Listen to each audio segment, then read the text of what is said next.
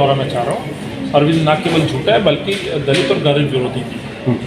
किस तरह से वही मैंने आज एक्सप्लेन किया है। वो कहते हैं इश्तिहार में कि हमने फ्लाईओवर बनने वालों पर जो फ्लाईओवर्स बने उसका हमने पैसा बचाया और हमने फ्लाईओवर बनाए। तो पहली बात तो आरटीआई से मैंने ये प्रूव कर दिया कि वो फ्लाईओवर्स जो है वो शिलाजी और कांग्रेस के समय में फ्लाईओवर्स बने। जो दावे करते हैं कि हमने पैसे बचाए, तो जिस तरह से विस्तार से मैंने बताया कि कभी तो प्रोजेक्ट स्टार्ट होता है और समाप्त होने तक जो चीज़ें टेंडर में होती है कई बार पूरी नहीं होती तो उसकी कॉस्ट कटिंग हो जाती है। और यदि ऐसा नहीं है तो सिग्नेचर टावर पर मुझे बताएं, जो सिग्नेचर टावर अरविंद केजरीवाल ने जब सत्ता संभाली थी उसका जो एस्टिमेट था मैं आपसे शेयर करूंगा, शायद आपको समझने में आसानी होगी।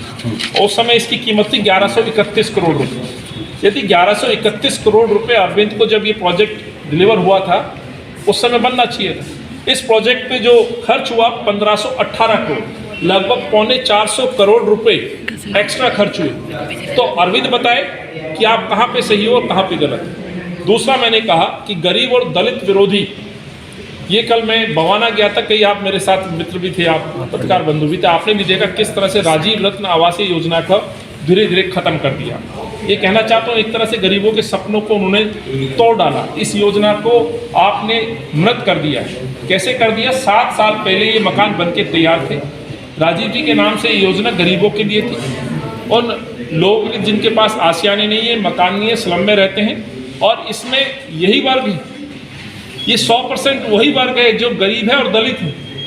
यदि आपको इतनी गरीब और दलितों की चिंता थी जो आप वादा करते थे, तो ये मकान क्यों नहीं दिए गए? 46,000 मकान ये बनाए थे कांग्रेस ने JNNURM के तहत। मकान बन के तैयार हो गए, पंजीकरण हुआ, लोगों के सपने थे कि हमें घर दिल्ली में बन गया, मेरे बच्चे वहाँ पलेंगे पढ़ेंगे। लेकिन अरविंद ने 2013 से आज तक उस पर कुछ काम नहीं किया। उसका नतीजा ये है कि बिल्डिंग गिर जाती है, 4 लोगों की मौत हो जाती है। ये बिल्डिंग क्यों गिरी, कैसे गिरी, ये देखने के लिए मैं कल गया और बहुत ही हैरानी हुई मुझे ये जान करके, देख करके कि ये कोई भी एक इमारत में जीना नहीं है, सब ध्वस्त। कोई भी एक इमारत नीचे से पिलर पे नहीं है। इसीलिए इमारतों को गिराने की साजिश रची गई है। इस स्कीम को खत्म करने की कोशिश की गई है, गरीबों को घर ना देने की कोशिश की गई है। और अरविंद कहते हैं जहाँ झुकी वही मकान। एक मकान नहीं आप दे पाए, बने बनाए मकान अलॉट नहीं कर पाए।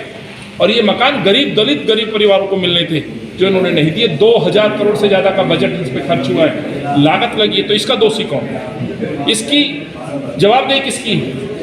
आखिर ये इन इमारतों को लूटा गया है, काटा गया है, वहाँ से ट्रांसफार्मर नहीं गए, बिजली की तार गायब है, वायर गायब है, सीवर के ढक्कन गायब है, गेट नहीं, दरवाजे नहीं, खिड़की नहीं। यदि ये चोरी हो रही थी तो इनकी आंखें बंद क्यों हैं? क्या केजरीवाल की जिम्मेवारी नहीं बनती?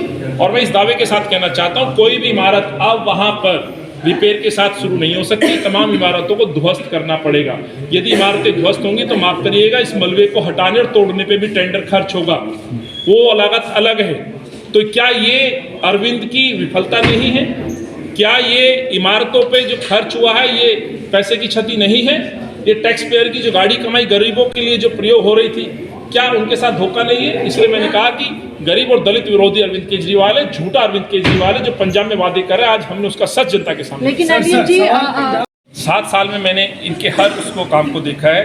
कोविड काल में इनके जो दावे हैं उनकी पोल खुली है। इश्तिहारों में, बयानबाजियों में अरविंद केजरीवाल बहुत चतुराई से अपने आप को निर्दोष बताते हैं।